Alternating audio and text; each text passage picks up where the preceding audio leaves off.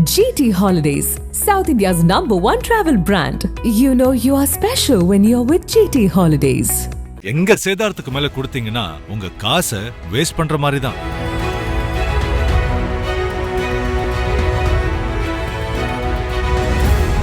அதனால் நீங்கள் ரொம்ப சேஃப்டியாக போயிட்டீங்கன்னா இந்த மாதிரி நஷ்டம் நம்மளுக்கு வரும். கண்ணுக்கு தெரியாத நஷ்டம் அது. கோல்டு, சில்வரு, காப்பரு, அப்புறம் ரைட்ஸு, இன்வெஸ்ட் இதெல்லாம் உள்ள அடக்கி ஒரு மல்டி அசெட் ஃபண்டு இதில் இன்வெஸ்ட் பண்ணணும்னா அவங்களுக்கு இது ஒரு சிறந்த வழி. அப்புறம் நம்ம கோல்டு ஒன்றும் பெருசாக ஏறல. 2012 அப்புறம் கோல்டு பெருசாக ஏறல. அப்புறம் நிறைய பேருக்கு அது மேலே இருந்த மோகம் போயிடுச்சு. நம்ம ஆளுங்க எப்பயுமே பீக்கில் இருந்தால் தான் வாங்குவாங்க, சீப்பாக இருந்தால் வாங்க மாட்டாங்க நம்ம ஆளுங்க. அவர் என்ன பண்ணுறாரு கிருஷ்ணமாச்சாரி, டிசம்பர் மாதம் இந்த மாதிரி ஜென்ரல் பப்ளிக் வந்து பங்குச்சந்தையில் இன்வெஸ்ட் பண்ணி பணம் பண்ணோம், மேலே நடலாம் மாட்டோம், நம்ம ஊர் மக்கள் பண்ண மாட்டேன்றாங்க அப்படின்னு சொல்லி டிசம்பர் மாதம் டிசைட் பண்ணார். பிப்ரவரி மாதம் லான்ச்சே பண்ணிட்டார். 2 மாதத்தில் அதெல்லாம் பயங்கர ரெக்கார்டு. இது மாதிரி ஒரு பொலிட்டிஷியன்ஸ்லாம் நம்ம ஊரில் இருந்திருக்கிறாங்க. இந்த மல்டி அசெட் ஃபண்டோட ஃபங்க்ஷன் என்ன சார்? எந்த மாதிரியான ஒரு ரிட்டர்ன் அது கொடுக்குது, யாருக்கெல்லாம் அது ஏற்றது? அப்போது மல்டி அசெட்ஸில் நம்மளுக்கு ரிஸ்க் கம்மியா அப்படின்னா கிடையாது. ஏன்னா எல்லாருமே 20% மேலே யாரும் போக மாட்டேன்றாங்க. ஒரு ஒயிட் ஓக் ஒரு மல்டி அசெட்ஸ் இருக்குது, அவன் தான் ஒரு 24% ஏதோ இன்வெஸ்ட் பண்ணாங்க. கோல்டில் 24% வரைக்கும் போனாங்க. இப்போ இந்த கோல்டு விலை ஏறணும் எல்லாருமே குறைச்சி விட்டாங்க.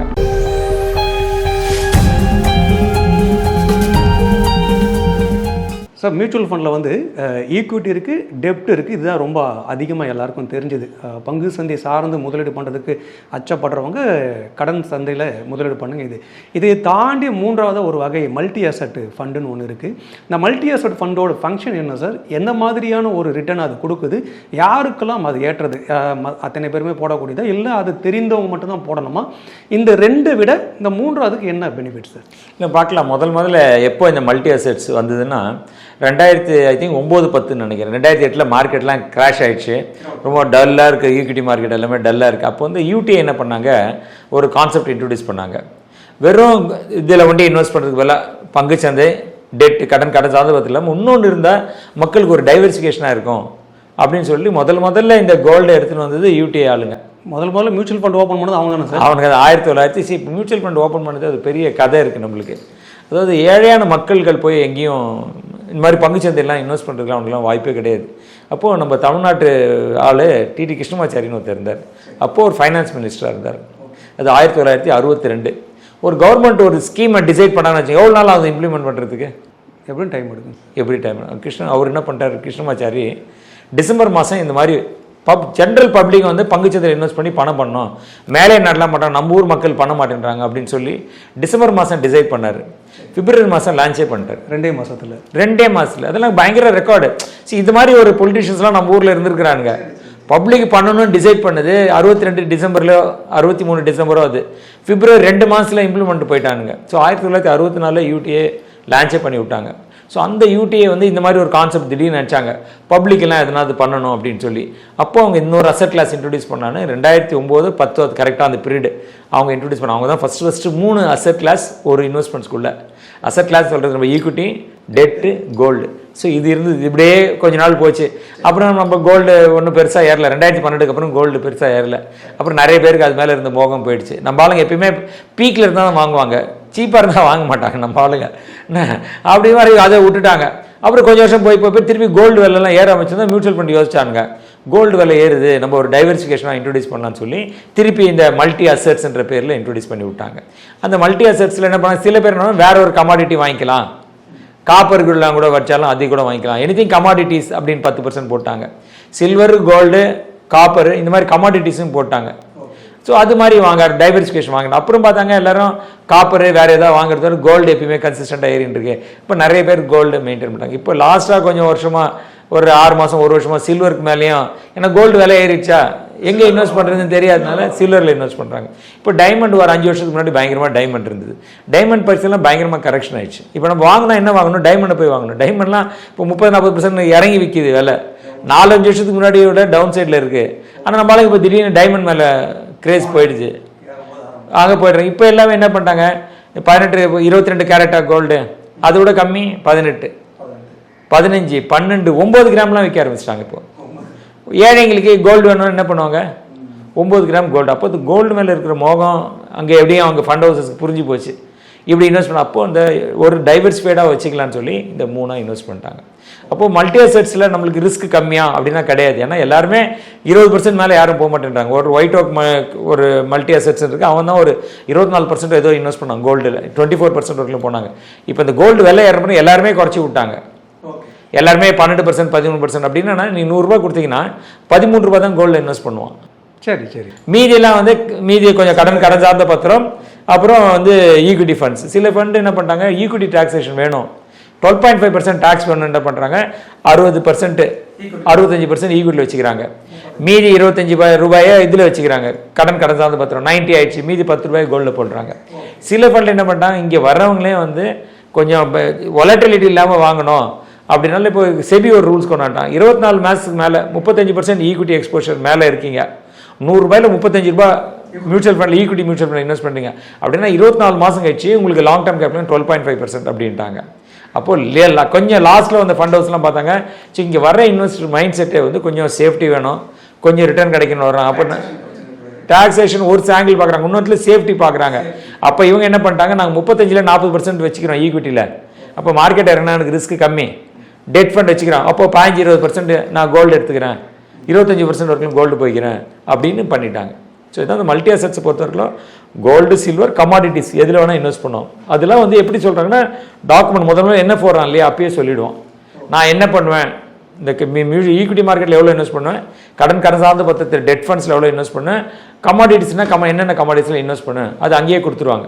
ஸோ அதுக்கேற்ற மாதிரி பிரித்து இன்வெஸ்ட் பண்ணுவேன். சார் இப்போ இந்த மல்டி அசெட்டில் அந்த ரைட்ஸும் இன்வெஸ்ட்ஸும் வராதா இந்த ரியல் எஸ்டேட்டில்? இல்லை, இப்போ கொடுத்துட்டாங்க. இப்போ ஈக்விட்டியோட ஃபெசிலிட்டி இல்லாமல் இருந்து இவ்வளோ வருஷமாக, இப்போ அது ரீட்ஸும் அது உள்ளே வந்துருச்சு இப்போ. ஸோ அதனால் இனிமேல் அதையும் இன்வெஸ்ட் பண்ண ஆரம்பிச்சிருவாங்க. ஸோ ரீட்ஸ் வந்து என்ன, ரீட்ஸ்னால் நம்மளுக்கு இப்போ ஜென்ரல் பப்ளிக் என்ன புரிஞ்சுக்கணும்னா, இப்போ என்னால் இப்போ ரியல் எஸ்டேட் லேண்டு வாங்க முடியல, ஏன்னா வீடை வாங்கி வாடகைக்கு விட முடியல, வீடை வாங்கி கடைக்கு வாடகைக்கு விட முடியல, எனக்கு நான் சின்ன ஆள் நான். அப்போ அவங்கெல்லாம் இந்த ரீட்ஸ்ன்றது பண்ணுற ரியல் எஸ்டேட் இன்வெஸ்ட்மெண்ட் ட்ரஸ்ட், அதில் நீ சின்ன அமௌண்ட்டை இன்வெஸ்ட் பண்ணால் அவன் அந்த ஒரு பெரிய பில்டிங் கட்டுவான், அதை வாடகைக்கு விடுவான் கம்பெனிங்களுக்கு, அதில் வர லாபத்தை எடுத்து உங்களுக்கு கொடுத்துருவான்.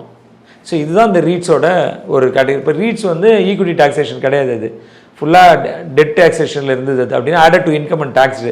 இப்போ ஈக்விட்டி டாக்ஸேஷனில் எடுத்துன்னு வராங்க. ஸோ இனிமேலும் கொஞ்சம் ரீட்ஸில் போய் வாங்குவாங்க. இன்றைக்கி இன்னும் அந்த பெரிய அளவில் நம்ம இந்த ரீட்ஸ் பெரிய அளவில் ரீச் ஆகலை இன்னும். ஸோ இன்னும் ரொம்ப வருஷம் ஆனால் ஆல்ரெடி ரொம்ப வருஷம் ஆயிடுச்சு, இன்னும் கொஞ்சம் வருஷம் ஆனால் இந்த ரீட்ஸ் எல்லாம் வந்து கொஞ்சம் ஃபேமஸ் ஆகும் நம்மளுக்கு. அங்கெல்லாம் இருந்தால் கூட இவங்க 5-10% மேலே ரிஸ்க் எடுக்க மாட்டாங்க, போக மாட்டாங்க. ஏன்னா நீங்கள் ஒரு பெரிய ப்ராஜெக்ட் உள்ள பார்ட்டிசிபேட் பண்ணணும்னு வச்சுக்கோங்க, இப்போ 2000 கோடி 2500 கோடி ரியல் எஸ்டேட், எல்லாமே ரியல் எஸ்டேட் ப்ரைஸ் ஏறிடுச்சு. சிட்டி உள்ள நீங்கள் எங்கே போய் கேட்டாலும் இப்போ இந்த அடையாரில் நீங்கள் இருக்கீங்க 9-10 கோடின்றான் ஒரு கிரவுண்டு.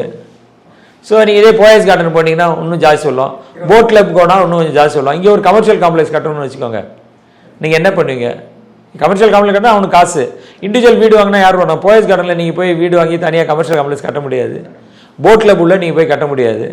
அப்போது வேறு இடம் கிண்டி, அசோக் நகர், அடையாறு அங்கெல்லாம் போய் நீங்கள் வாங்கி கட்டணும். அப்போனா நீங்கள் மினிமம் ஒரு 1500 கோடி 2000 கோடி இருந்தால் தான் நீங்கள் ப்ராஜெக்டே பண்ண முடியும். அப்போ ரீட்ஸில் உள்ளே போய் நீங்கள் ஒரு மியூச்சுவல் ஃபண்ட் அவன்கிட்ட போய் ஸ்டேக் எடுக்கணும்னு வச்சுக்கோங்க, 2000 கோடி ப்ராஜெக்ட்னா இவன் 100 கோடிக்கு இருந்தால் எனக்கு போதும், 50 கோடிக்கு இருந்தால் போதும். அப்போ என்கிட்ட 2000 கோடி கலெக்ட் ஆச்சுன்னு வச்சுக்கோங்க, அதில் 50 கோடி இன்வெஸ்ட் பண்ண என்ன அமௌண்ட்டு, ரொம்ப சின்ன அமௌண்ட் இல்லை. ஸோ அப்படி தான் வரும். அதாவது ரீட்ஸ் எக்ஸ்போஷர் எடுப்பாங்க, அதில் சின்ன அமௌண்ட்டாக தான் இருக்கும். ஒரு அவனோட போர்ட்ஃபோலியோ மியூச்சுவல் 100 ரூபா கலெக்ட் பண்ணனா ரீட்ஸில் உங்களுக்கு ஒரு 5 ரூபா இருக்கும், அப்படி தான் இருக்கும். அப்போ இது ஓவரால் ரிட்டர்ன் எந்த அளவுக்கு கொடுக்கும் ஈக்விட்டிக்கும் டெப்ட்டுக்கும் கம்பேர் பண்ணும்போது? இல்லை, இப்போ ஈக்விட்டி எப்பயுமே நமக்கு தெரியும், நம்ம 12-15% ரிட்டர்ன் வந்துடுது. ஆனால் செபி என்ன சொல்கிறாங்க, 12-13% மேலே சொல்லக்கூடாது. நீங்கள் எந்த பப்ளிக்கோ ரைட் எழுதினாலும் 12-13% தான் சொல்கிறாங்க. இப்போ நீங்கள் ஒரு 60 ரூபாய் இன்வெஸ்ட் பண்ணிங்கன்னு வச்சுக்கோங்க, அது 12% ரிட்டர்ன் கொடுத்து நான் எவ்வளோ ரிட்டர்ன் கிடைக்கும், 7.2% ரிட்டர்ன் கிடைச்சிடும். மீதி இருக்கிறது வந்து டெட்டு சேர்ந்துருக்கு, இது 65, இங்கே 60, இங்கே போயிடுச்சுன்னா 40 இருக்குது. 40ல் 30 வந்து டெட் ஃபண்டுக்கு போடுறோன்னு வச்சுக்கோங்க, 7% டெட்டு ஃபண்டுனா எனக்கு 2.1% கிடைக்கும். 7.2 + 2.1 9.3%. 10% நான் கோல்டு இன்வெஸ்ட் பண்ணுறேன், அது ஒரு 12% இருக்குன்னா 1.2 கிடைக்கும். ஸோ இதை கூட்டினா அவ்வளோதான் 10.3. சரி, 7.2 + 9.3 + 1.2 10.3 10.4% தான் உங்களுக்கு அந்த போர்ட்ஃபோலியோட எதிர்பார்ப்பு இருக்கணும் மல்டி அசெட்ஸில். ஆனால் இன்றைக்கி மக்களுக்கு எல்லாம் எது இருந்தாலும் 12-15% கீழே ரிட்டர்ன் கிடைச்சா விருப்பப்படுறதே இல்லை இல்லையா. ஸோ அவனை என்ன பண்ணுவான், சரி கொஞ்சம் அதில் ரிஸ்க் இன்க்ரீஸ் பண்ணு, ஸ்மால் கேப் மிட் கேப் போடு, கொஞ்சம் அக்ரெசிவாக பண்ணு அப்படின்னு நினைப்பாங்க. சில ஃபண்ட் ஹவுசஸ் வெரி கிளியராக வந்துட்டாங்க, நான் 30-40% மேலே நான் 35%லேருந்து 40%ல தான் நான் ஈக்விட்டியே இருப்பேன், நான் ரிஸ்க் எடுக்க மாட்டேன், உனக்கு வேணும்னா இங்கே 8% 10% கிடைக்கும். ஃபிக்ஸட் டெபாசிட்டோட கொஞ்சம் பெஸ்ட்டு, ஃபிக்ஸட் டெபாசிட்டோட கொஞ்சம் டாக்ஸ் பெனிஃபிட் பெஸ்ட்டு. ஸோ இதுக்கு இந்த ப்ராடக்ட் அப்படின்னு சில ஃபண்ட் ஹவுசஸ் இப்போ பண்ணிட்டாங்க, அந்த ஐடியாவில் தான் கொண்டு வந்துட்டாங்க. அப்போது ஒரு முதலீட்டாளர் போகிறாரு, அவர் வந்து ரொம்ப ரிஸ்க் எனக்கு வேண்டாம், நான் கொஞ்சம் சேஃப்டியாக இருக்கணும், ஃபிக்ஸட் டெபாசிட்டோட கொஞ்சம் நான் ரிஸ்க் எடுக்கிறேன். ஏன்னா மியூச்சுவல் ஃபண்டுன்னு வந்துட்டிங்களா ரிஸ்க் இருக்குது, ரிஸ்க் இல்லாமல் இல்லை. அப்போ கொஞ்சம் ரிஸ்க் எடுக்கிறேன் நான். எனக்கு வந்து மியூச்சுவல் பேங்க் டெபாசிட் இப்போ 7-7.5% ஆயிடுச்சு, எனக்கு ஒரு 8% 10% ரிட்டர்ன் கிடைச்சா போதும், அவங்களாம் மல்டி அசெட்ஸ்குள்ளே வரலாம். அந்த மாதிரி இன்வெஸ்டர்ஸ்லாம் வந்துக்கலாம். அப்போ அவங்க யார் பார்க்கணும், யார் ஈக்விட்டி கம்மியாக வச்சுருக்காங்க, 65% இருக்கவன்ட்ட போகக்கூடாது, 40% இருக்கட்டும் போடணும். அப்போ நீங்கள் ஒன்றே தெரிஞ்சுக்கணும், நான் 24 மாதத்துக்கு வரைக்கும் அதுக்கு முன்னாடி இது எல்லாம் இன்வெஸ்ட் பண்ணுவேன், நான் 24 மாதத்துக்கு விற்க மாட்டேன் அப்படின்னா நீ யார்கிட்ட போடணும், யார் வந்து ஈக்விட்டி ரொம்ப கம்மியாக வச்சுருக்கானோ அவங்கள்ட்ட போகணும். ரிட்டர்ன்ஸ் கொஞ்சம் கம்மியாக கொடுத்து சேஃப்டி உங்களுக்கு ஜாஸ்தி இருக்கும். Right sir. இப்போ நீங்கள் இந்த மல்டி அசெட்டில் நடுவில் ஒன்று சொன்னீங்க, இப்போ கோல்டு அடிச்சு எல்லாம் அந்த பக்கம் போய் இன்வெஸ்ட் பண்ணுறாங்க, சில்வர்ன்றாங்க, டைமண்ட் வந்து இப்போ குறைஞ்சிருக்கு, அதெல்லாம் பண்ணலான்னா அதுக்கு எதனா ஸ்கீம் இருக்கா? இல்லை, டைமண்ட் யாரும் அவ்வளோ பண்ண மாட்டேன்றாங்க. ஏன்னா டைமண்ட் நீங்கள் ஃபாரின்லேருந்து வாங்கணும், அந்த பியூரிட்டி இருக்குது, அதெல்லாம் நிறைய சிக்கல் இருக்குது. ஸோ அதனால் இவங்க டைமண்ட் அவாய்ட் பண்ணுறாங்க.